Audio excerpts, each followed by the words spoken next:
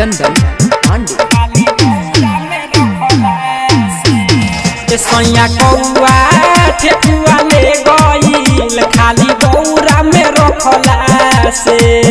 सैया कौआ ठेकुआ ले गईल खाली दौरा में रखला से। का चढ़ाई हो छठी माई के, का चढ़ाई हो छठी माई के, नहीं भागेला डांटला से। सैया कौआ ठेकुआ ले गईल खाली दौरा में रखला से। सैया कौआ ठेकुआ ले गईल खाली दौरा में रखला से। चंदन पांडे।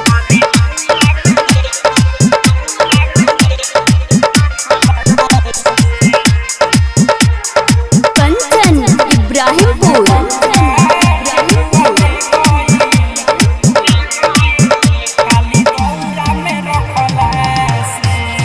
मैला दियोरी साड़ी पियोरी रोही मोमवले हो। पचके आइल ना बुझाइल दौरा बालंघले हो। मैला दियोरी साड़ी पियोरी रोही मोमवले हो। पचके आइल ना बुझाइल दौरा बालंघले हो। ऊपर से ढक देले रही हम डगरा से। सैया कौआ ठेकुआ ले गईल खाली दौरा में रखला से। सैया कौआ ठेकुआ ले गईल खाली दौरा में रखला से।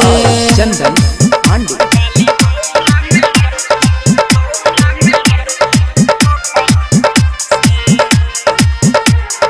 कंचन इब्राहिमपुर।